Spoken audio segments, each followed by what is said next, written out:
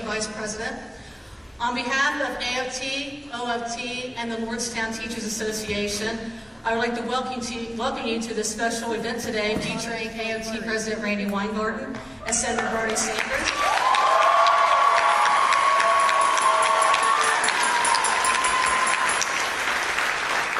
This event is the first of many that AFT will host this year, as we endeavor to give our members opportunity to engage with presidential candidates on issues that are relevant to our membership. We thank you, Senator Sanders, for joining us as we discuss the impact of GM's decisions on the community, schools, and our children. Before proceeding any further, I would like to acknowledge our local president, Alyssa Workbank.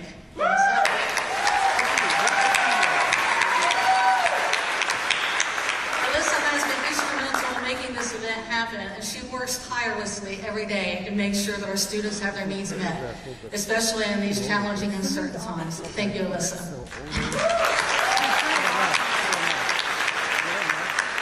There are also many dignitaries here today, but I would want to make special mention of one in particular, Mayor Ardo Hill. Mayor, thank you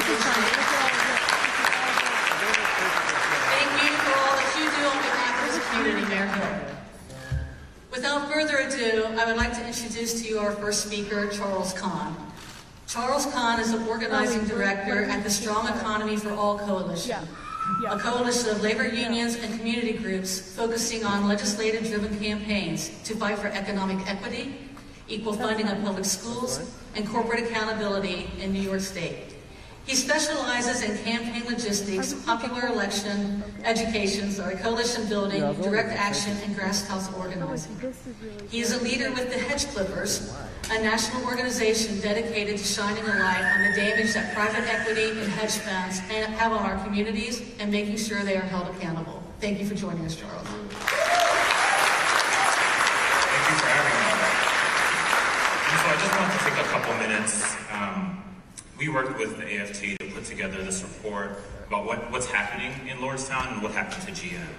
And really when GM announced this past fall for large-scale plant closures, the top executives at the company said they needed to save $4.5 billion to stay alive. And unfortunately, that was at best a half-truth. What they did not say, and the story that they did not tell, was that since 2015, they had spent $25 billion, 5 times as much as they say they would hope to save by cutting jobs on dividends and stock buybacks for Wall Street hedge funds. And anyone really that says that these massive and unnecessary job cuts happen solely because of automation or cheaper labor overseas is misleading the public. The job cuts that happened at GM happened because of greed. Hedge funds and Wall Street wanted short-term profits, and they clearly didn't care about the long-term health of GM or who would ultimately be hurt. GM's decision to close the Lordstown plant was a culmination of a 4-year campaign by hedge fund managers to squeeze GM for every available dollar. The strategy of the hedge funds was clear, and the Hedge Clippers, where I work, along with the AFT, put together this report to make sure that everyone knows what really happened. What actually happened is hedge funds attacked GM almost immediately after it had completed the taxpayer-funded bailout to keep the company alive and save thousands of American jobs. These activist hedge funds use age-old tricks like hostile proposals, pushing to elect their friends and their allies to the boards that control these companies, and sometimes waging negative campaigns against GM in the press. At that point, the company really has 2 options: fight an incredibly expensive battle against deep-pocketed hedge funds, or give them what they want. And what they want is often the same thing.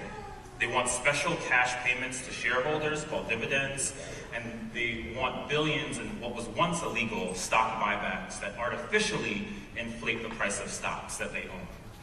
In 2015, billionaire hedge fund manager David Tepper was among a group that launched $1 million campaign to pressure GM.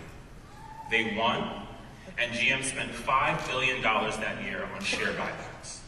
Tepper used the money to pad his $11.6 billion personal fortune, and 2 years later, he purchased the NFL Carolina Panthers. investors.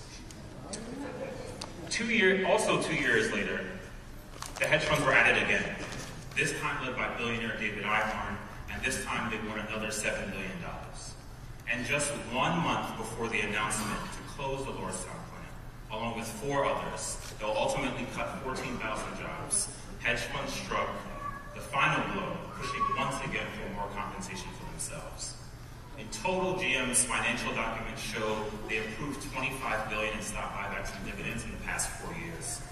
That wasted $25 billion did nothing for the company, it did nothing for consumers, and it did nothing for you or your families. It didn't go to wages, it didn't go to plant modernization, it didn't go to research, it didn't go to development. It only went to shareholders. And this is the real story of what's happening to GM and what's happening to our economy. Sadly, it's a problem devastating every community across the country.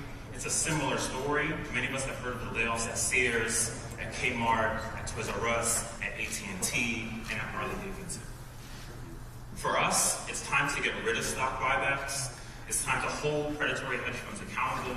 It's time to work for working people, and we look forward to working with you and doing whatever we can to help.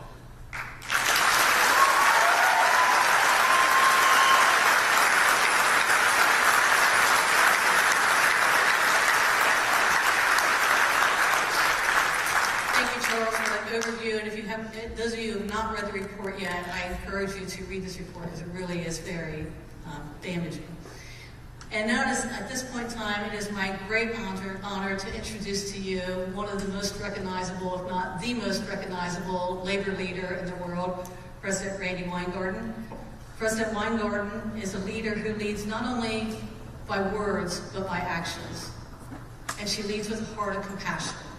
She's out there on the front lines, whether it's in Puerto Rico, helping the teachers and communities in the aftermath of a hurricane, or she's over in London protesting against Pearson because of the way they're over-testing our students, or in McDowell County, West Virginia, helping a poor community overcome the devastation of socioeconomic loss.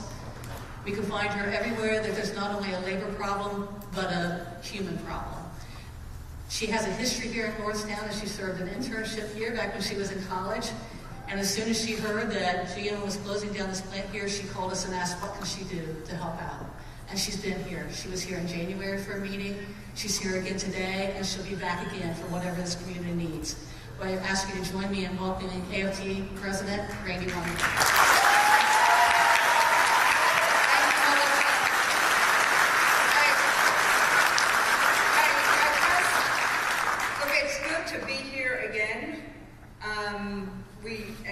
As many of you were here that night in January when the AFT and UAW had a town hall, and Alyssa, thank you for your leadership. Alyssa, thank you for your leadership. Not every one of our union leaders has a name that rhymes with each other, though. But remember, at that time, we asked Mary Barra to show up and explain her decision to you. She didn't. The other person who didn't show up, at least not here, he did show up about 40 miles away to do a fundraiser, was Donald Trump. So while he didn't keep his promise to you when he was running for election, he showed up. He did actually say a whole bunch of derogatory things about the amazing local UAW president, Dave Green. But there is somebody who showed up, and that's the guy sitting to the left of me.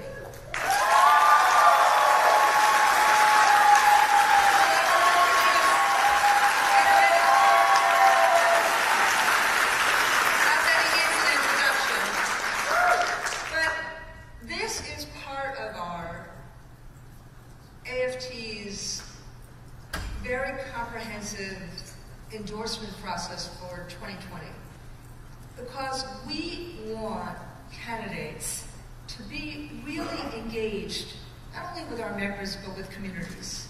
And when we talked about Bernie's campaign and ourselves about coming to Lordstown, we also thought, let's open this up to the community, because there is nothing more consequential than the effect on communities when a factory leaves, when an industry abandons a community. So we thought, let's open this up, this town hall, to those who wanted to be here in the community, in addition to our members and this amazing political science class that that's here as well. She just not right now. So the senator is here today because he wants, and he's running on an economy that works for all.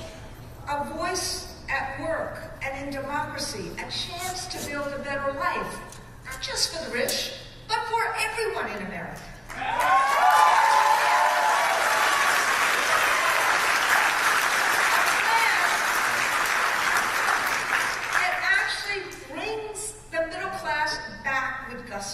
Not in the fake way that President Trump does. And speaking of GM, as both Charles and Melissa did before, we asked in January, before the plant closed, we said to GM, retrofit, don't close, make your SUVs here. And they said it would cost $100 million to do that, which, to me sounds like a lot. But as Charles just talked to you about, you see where the money is really going in GM. It's a drop in the bucket next to the $50 billion bailout that the American taxpayers did to keep GM whole in 2008. And it doesn't seem like so much when you consider the $11 billion in profits GM made last year, or the money it just made because of the tax cut that President Trump bequeathed on it. And speaking of him, rather than actually try to solve these problems, he went into his trademark demagoguery and deflection by basically saying that local UAW President Dave Green, he said this on Twitter, quote, ought to get his act together and produce, end quote. Well, that's really rich. Because the truth is, it's Wall Street and GM and the president's own economic policies that is responsible for what is happening in Lordstown. Not logic, not faith. And as Melissa just said, look, it's not just that I've been here now. I worked at Packard as an intern when I was in college. And in the summer of '79, with the oil crisis, I was laid off like the real workers who were laid off because of the oil crisis. So you wonder, what is the teachers union doing, taking on GM? Well, we represent educators, and they know what these choices mean for our families and the kids we teach. When plants or factories close down, it's not just the job losses that are felt. It's what's underneath them. The services that are cut, the anxiety of families, the choices, the impossible choices. Do you move and leave your aging parents? What happens to your kids who are in high school right now? What happens to all these families? And what happens with the growing poverty, which has a dire impact on students, and the academic opportunities and everything else that goes along with it? They are shaped by the health of the economy where workers live. We see that in Lordstown. We see that in McDowell County, West Virginia. We see that in Messina, New York. And why do I say Messina, New York? Because in Messina, GM closed its powertrain plant in 2007. Alcoa thought about closing its plant in 2015. So our union in New York rallied, organized with the steel workers and with community leaders and with the then governor, the current governor, Senator Schumer and others. And we kept the plant open, and the plant is still open.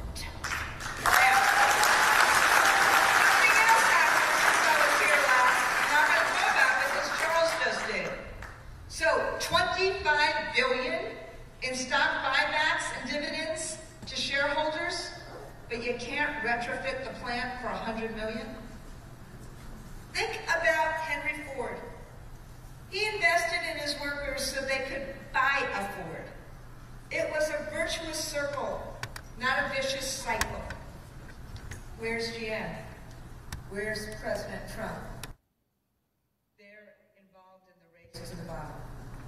So when I was here last time in Lordstown, I said, we got your back, and we are not abandoning you. We're here for the long haul. But there's someone else who's here for the long haul too. Elections are about choices, and they're about contrasts. And I'm really grateful that Senator Sanders is here. You know Bernie. He has a clear voice about these issues. He has a clarion message about whose side who is on. He's on the side of workers and fights for good jobs. He's on the side of students and fights for free college. He's on the side of families and fights for Medicare for all. He also deeply cares about communities. I will never forget that the first call I got from an elected official after I left Puerto Rico, the first time after Hurricane Maria, was from Bernie Sanders saying, what do we need to do to change the economy and help people? And with that,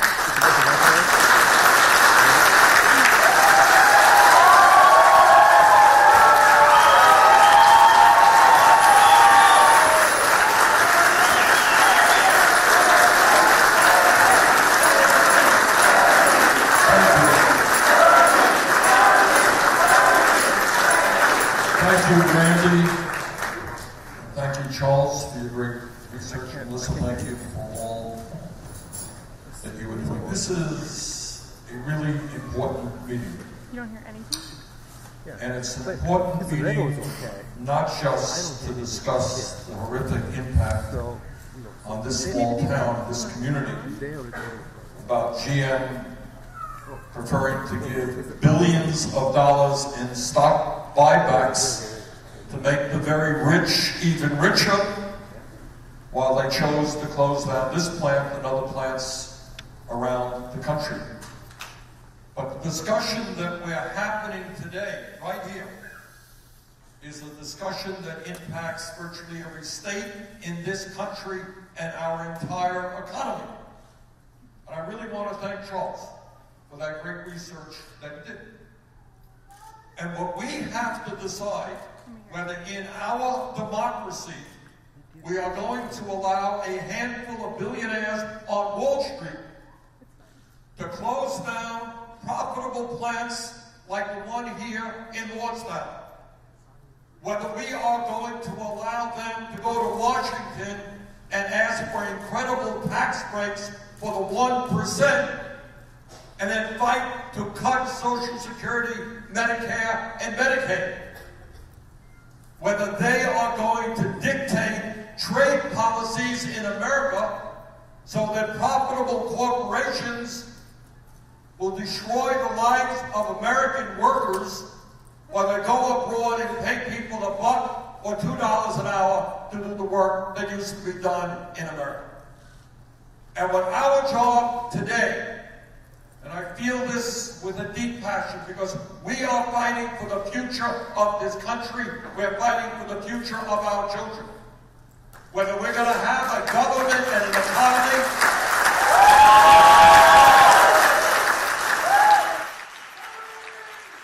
whether we're going to have a government and an economy that works for all of us, or whether we have a government and an economy that works for the 1% at Wall Street and the drug companies and the insurance companies.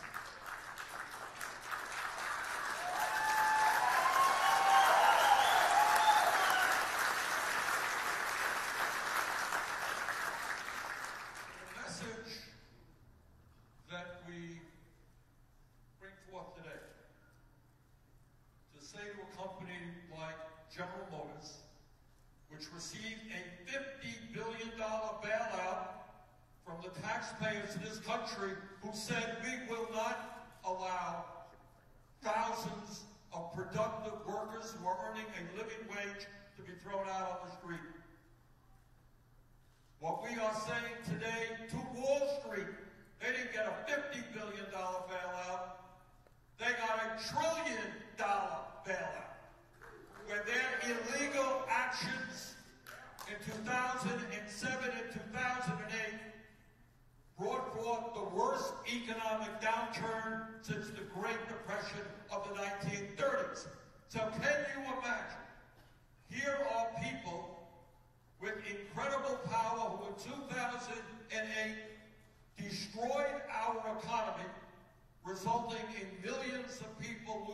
their jobs, their homes, and their life savings.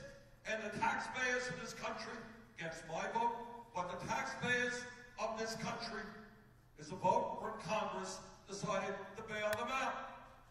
And they say, thank you, Congress, for bailing us out. And now what we are going to do is put the profits of Wall Street and the needs of billionaires above the needs of the working families of this country. Now, to say the least, that does not show a lot of love and gratitude from Wall Street. But our job now is to tell them, whether they like it or not, they will be good corporate citizens.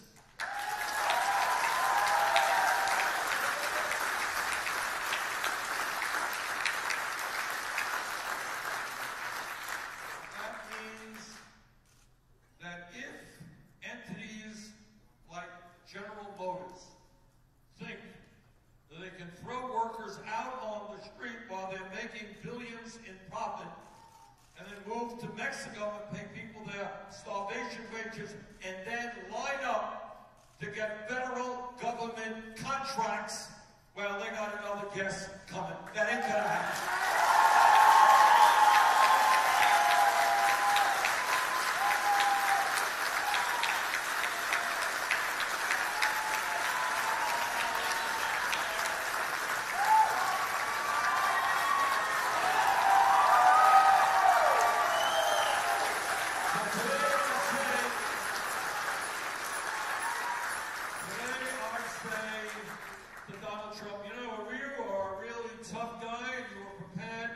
Shut down the federal government.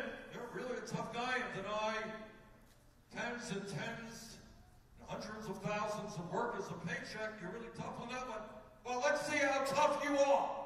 Tell General Motors today, no more federal contracts.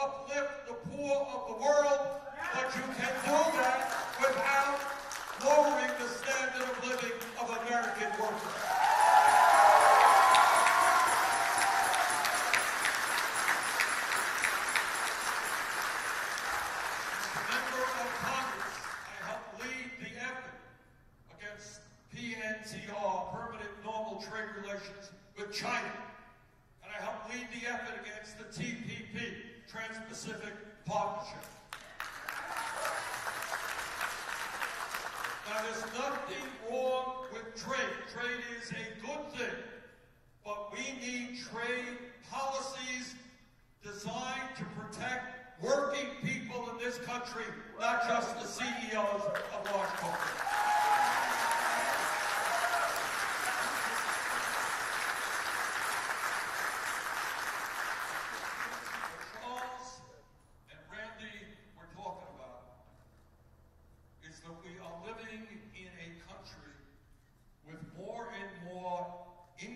in wealth inequality, and in a country where the billionaire class has incredible power over our political life, because as a result of this disastrous Citizens United Supreme Court decision, a handful of billionaires can spend hundreds of millions of dollars to elect candidates who represent the wealthy and the powerful.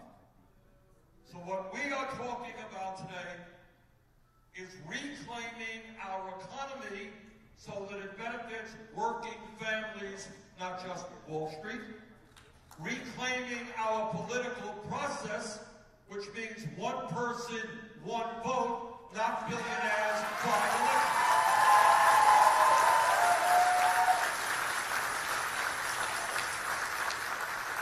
So that means in trade policy, which we can develop, which protects American workers, which says to profitable corporations, we are sick and tired of you shutting down plants in this country and destroying families and moving our jobs overseas just to make even more excessive profits.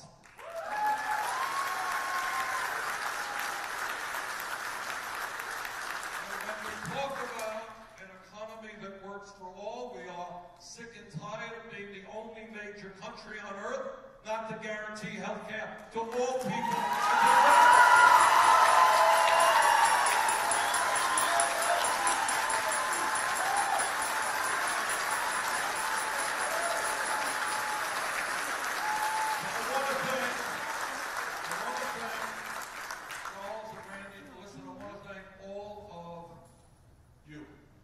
Because I want you to know that what you are struggling with here is not just applicable to Lordstown. This is taking place all over the country. And your willingness to stand up and fight back is an inspiration to millions of people in the same boat. Let's go forward together. Thank you very much.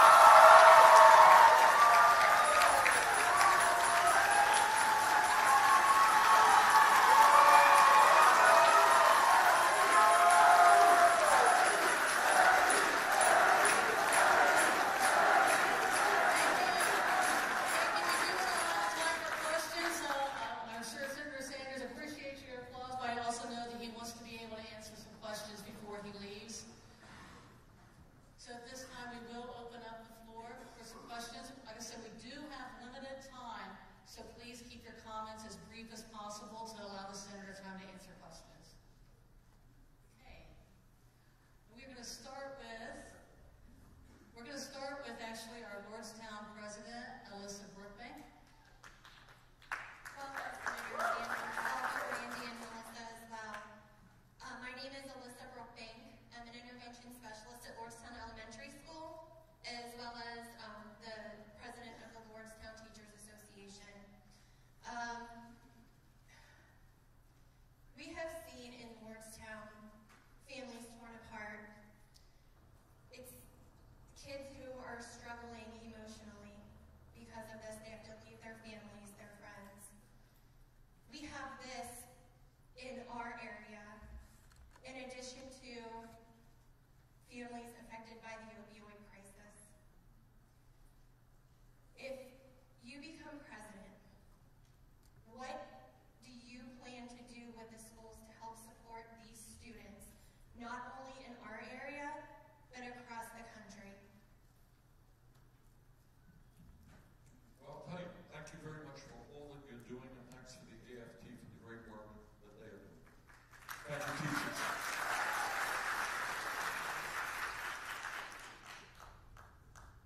I happen to believe that education is what being human is about, and that we should be having the best educational system, public educational system in the world that is adequately funded from pre-K through college. Right? And then maybe the most important thing, sounds a little bit strange, but before we even talk about dollars and cents, the most important thing we can do is proclaim as a nation that we respect education, We respect educators.